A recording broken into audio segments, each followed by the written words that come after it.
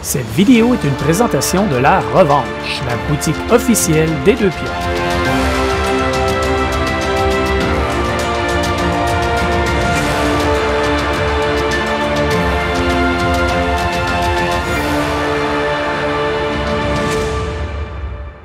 Hey, salut tout le monde, c'est Jeff et Steve. Bienvenue à la chaîne Les Deux Pions. Aujourd'hui, on vous parle de Everdell Far Shore. Far Shore ou Far Shore ou Everdell 2.0, un autre jeu dans la série Everdell.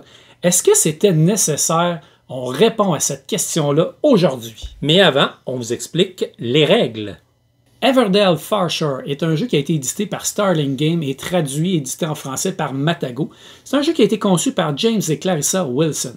Et l'artiste est Jackie Davis, qui a su garder l'essence de Everdell, qui est une nouvelle artiste, mais je pense qu'il a fait un beau travail. Très beau travail. Ça joue de 1 à 4 joueurs pour des parties d'environ 60 minutes. Les principales mécaniques sont le placement d'ouvriers et la collection d'ensemble. Et il y a aussi la sélection de cartes et la gestion de main. Mais Steve, comment on joue à Everdell? Dans Everdell, on va avoir des cartes. Tout plein de cartes, et ces cartes-là, c'est avec ça qu'on va marquer des points. On va avoir un tableau personnel dans lequel on va pouvoir mettre jusqu'à 15 cartes maximum pendant la partie, et on va aller chercher des ressources pour pouvoir jouer ces cartes-là et faire des points. Donc, on va aller dans certains endroits sur le plateau pour aller chercher nos ressources, car chaque carte coûte des ressources. Et il y a au centre du tableau une main commune qui peut être utilisée par tous les joueurs. Donc, je peux jouer cette carte-là à mon tour en payant les ressources et la placer dans mon tableau personnel. Ça appartient à tout le monde et à chaque fois qu'on joue une carte, elle est remplacée. Et voilà. Et ce qui est intéressant, c'est que dans le jeu, si jamais une carte est pigée qui est déjà sur le tableau, on le met par-dessus et on en pige une nouvelle pour qu'il y en ait vraiment 8 différentes. Les zones d'action, principalement, c'est pour aller chercher des ressources. Donc, on a le bois, les algues, les cristaux ici, et les champignons. Les champignons, qui sont les principales ressources qui vont nous permettre de payer pour les cartes.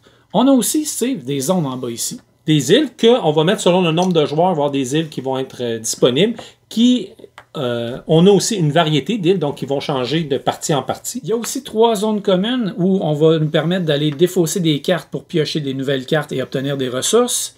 Aller refaire notre main au maximum de cartes, 8 cartes. On peut même défausser des cartes d'abord. Et on a aussi la zone où on peut aller chercher des parchemins qui va nous permettre de marquer des points en fin de partie selon le nombre de parchemins qu'on va avoir. Mais on peut prendre ces parchemins-là uniquement si on remplit certaines conditions, c'est-à-dire avoir des cartes avec les mêmes symboles dessus.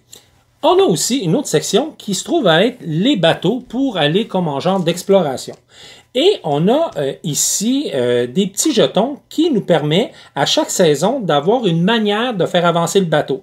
Donc, on va tourner un jeton A et un jeton B pour la première saison. Et ça va nous dire, exemple, les créatures qui ont un genre de petit parchemin, pas un parchemin, mais un baluchon. C'est ceux-là qui vont nous permettre, à chaque fois qu'on va jouer ça sur un tableau, va nous permettre d'avancer notre bateau, qui se trouve à être des points en fin de partie. Et il y a beaucoup de points sur cette nouvelle piste-là qui n'existait pas dans Everdell. À chaque saison, quand on va avoir terminé de faire jouer nos cartes, placer nos ouvriers, on va vouloir arrêter où on n'est plus capable d'en faire, on va terminer notre saison.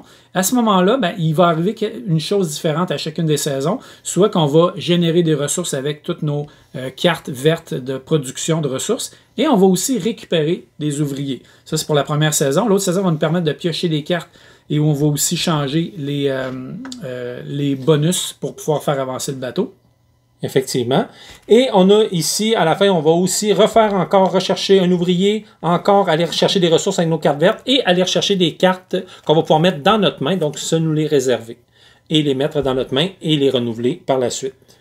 Et il y a une chose aussi qui est intéressante qu'on n'a pas dit aussi à la saison, on va dire l'été, c'est que la marée va monter et il y a certaines îles qui ne seront plus disponible, donc il va diminuer. On va réduire les zones pour aller placer nos ouvriers, ce qui est quand même particulier parce qu'on gagne de plus en plus d'ouvriers, mais on a moins de zones. Par contre, il faut savoir que sur certaines cartes, il y a des zones où on peut aller directement placer nos ouvriers pour faire une action, un peu comme dans Everdell, mais il n'y a pas de carte ouverte où les autres joueurs peuvent venir sur nos zones. Donc elles sont réservées à chaque joueur qui les joue sur leur tableau. En gros, c'est comme ça qu'on joue à Everdell. Il y a aussi des coquillages qui sont des magnifiques points qu'on va pouvoir obtenir. C'est l'argent de Everdell Far Shore. Et des trésors qui vont nous donner des points ou des ressources de notre choix. En fin de partie. Donc, tout se joue dans les cartes, pareil comme dans Everdell. Donc, il y a quand même de la lecture à faire. Une autre petite différence qu'on a avec Everdell, c'est les encres. Dans Everdell, on avait un chaînage possible avec certains lieux qui nous permettaient d'accueillir certains personnages qui étaient indiqués sur la carte. On mettait une petite porte, on fermait la porte et on jouait cette créature-là gratuitement. Ça, on a enlevé ça dans Everdell Far Shore. Maintenant, on a des encres. Chaque joueur a 3 encres et quand on va avoir un lieu, on va pouvoir jouer une encre sur le lieu et jouer un personnage de notre main gratuitement ou de la baie ici, gratuitement, qui correspond au même symbole que le lieu qu'on a joué, pouf, sans payer les ressources. Donc ça, c'est un changement important. On va pouvoir faire ça 3 fois dans la partie. Et c'est tout. Ça ne se regagne pas. Donc c'est vraiment jusqu'à la fin de la partie. Mais quand on veut, donc on ne cherche pas après les cartes. Maintenant, on vous dit ce qu'on en pense.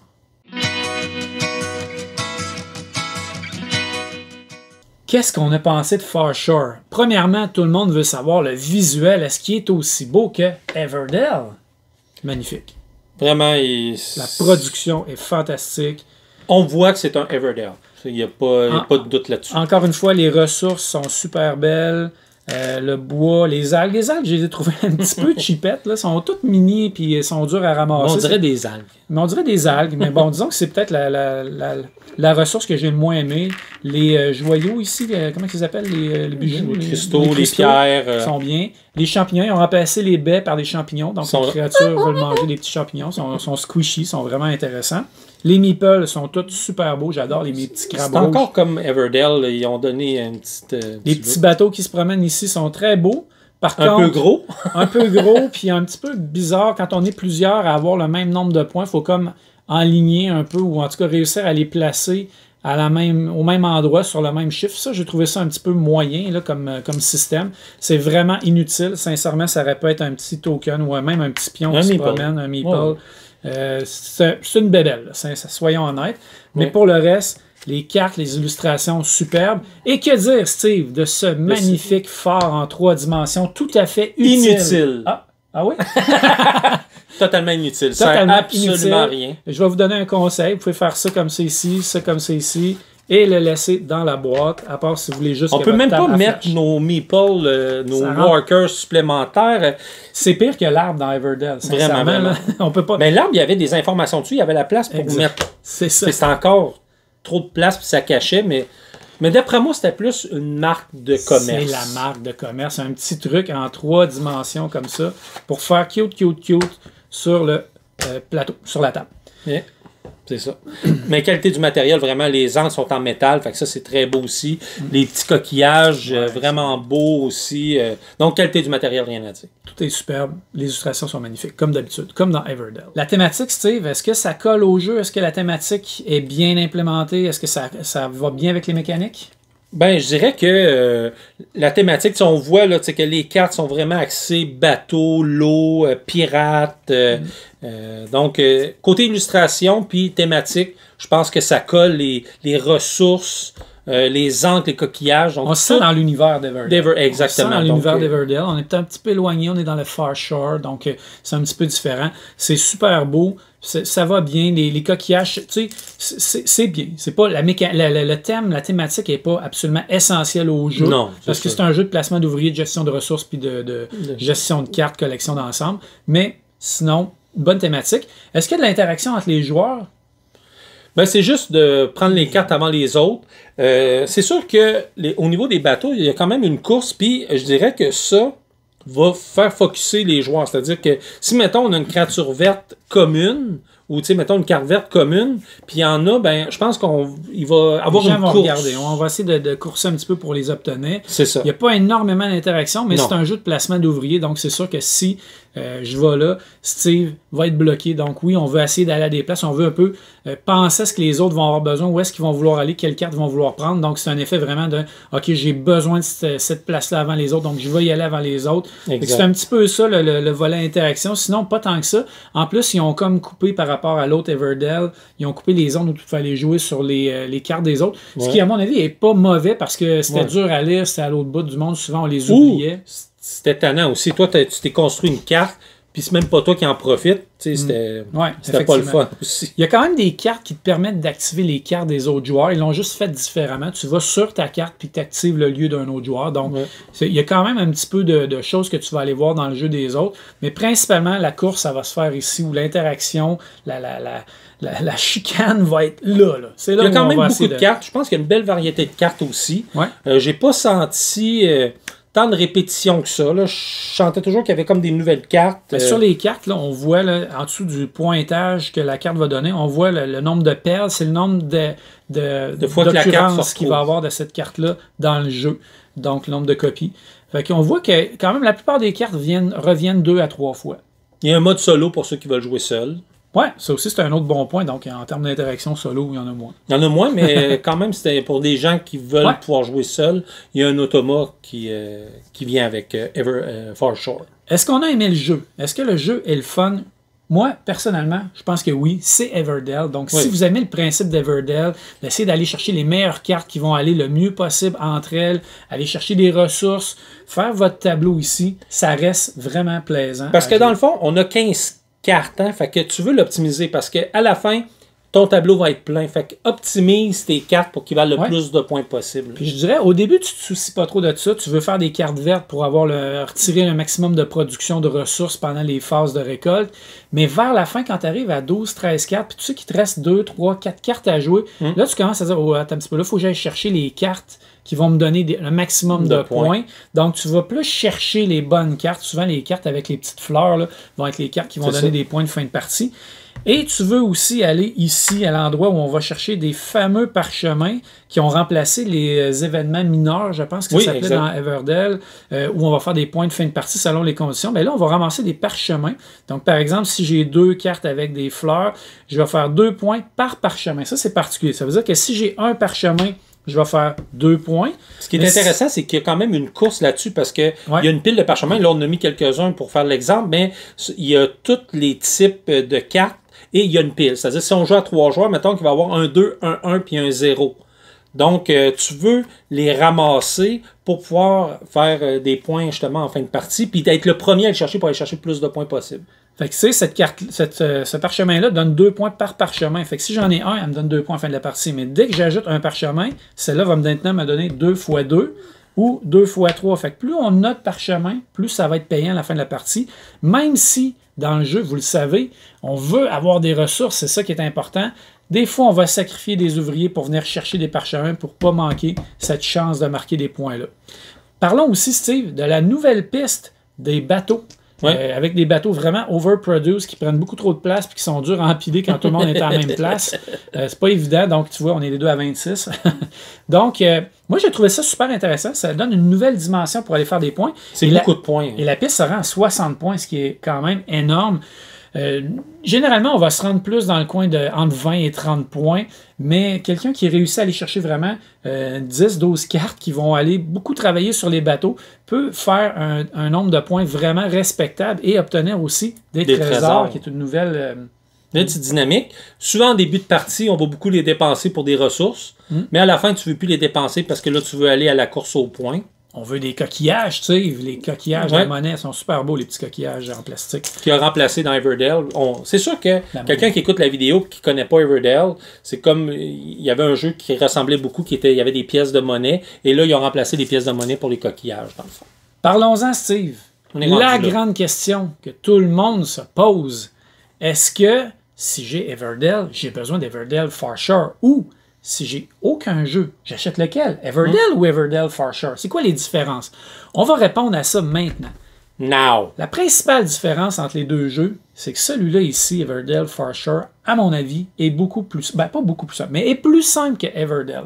Les cartes ont beaucoup moins de texte dessus, sont moins compliquées. Plus épurées, sont moins compliquées à comprendre. Il y a certaines cartes dans Everdell, surtout quand tu rajoutes les extensions, tout ça, il y a plus de lecture, plus d'interaction, de synergie entre les cartes qui est plus difficile peut-être à acquérir. Donc, je dirais que celui-là est vraiment une coche plus accessible pour les nouveaux joueurs ou pour les plus jeunes joueurs. C'est sûr que je vais parler des angles, parce que ça, c'est quelque chose quand je jouais avec des nouveaux joueurs à Everdell, il le voyait pas parce que la petite figure là, qui était dans le bas à gauche dans la petite porte, là, les gens les voyaient pas ou fait qu'ils l'oubliaient. Tandis que quand tu as 3 angles, ça, c'est vraiment ils ont beaucoup plus simplifié, puis d'après moi, pour le mieux. Ouais. Fait que tu décides un lieu, tu décides que tu mets ton angle sur le lieu et tu peux jouer n'importe quel personnage de la même famille, c'est-à-dire qu'il y a le même symbole, gratuitement. Beaucoup plus simple. Tu en as 3 dans la partie.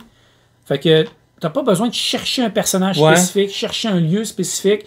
Tu fais juste les... surveiller la couleur. Faire une bonne gestion de tes angles, puis les prendre au bon moment. Puis pas les oublier, hein, Jeff? Pas les oublier. Et ça peut te permettre aussi, quand tu vois un personnage qui apparaît, puis là, c'est ton tour, tu dis « Oh, oui, celui-là, je suis capable de le prendre. » Je mets mon angle, puis je vais aller le voler à un autre joueur, même si j'ai pas les champignons nécessaires pour payer ce personnage-là, en autant que j'ai le bon lieu.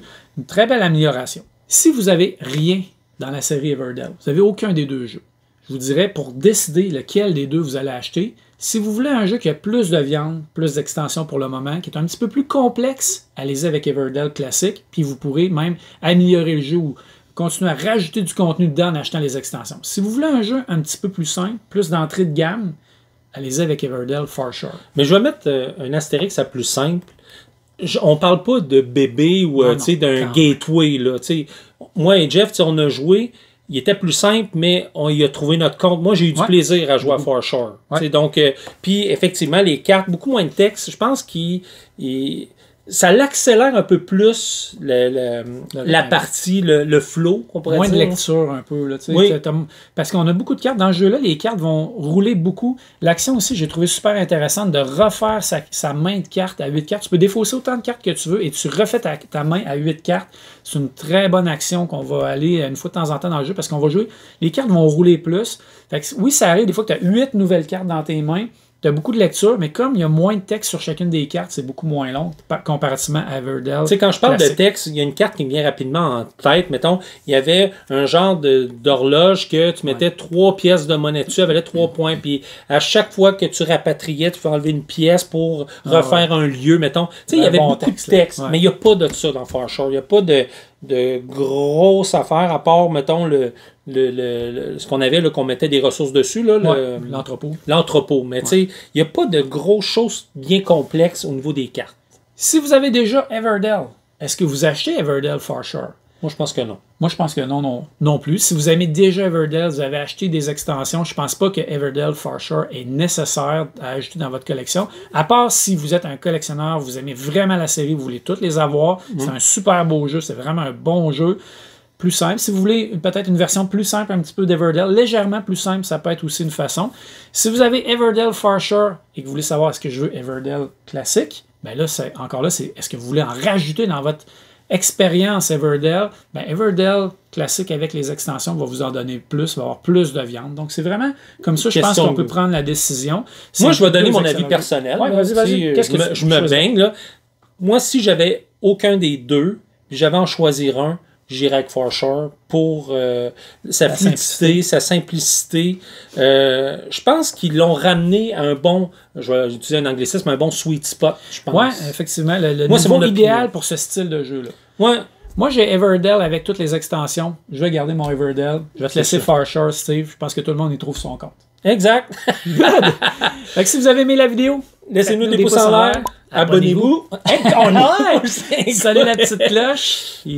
Donnez-nous des commentaires. Avez-vous essayé les 2 jeux? Vous, ce serait quoi votre choix si vous aviez à choisir? Aimez-vous Everdell? Parlez-nous d'Everdell. Et voilà. Et sur ce, tout le monde, on se dit à la prochaine. Ciao!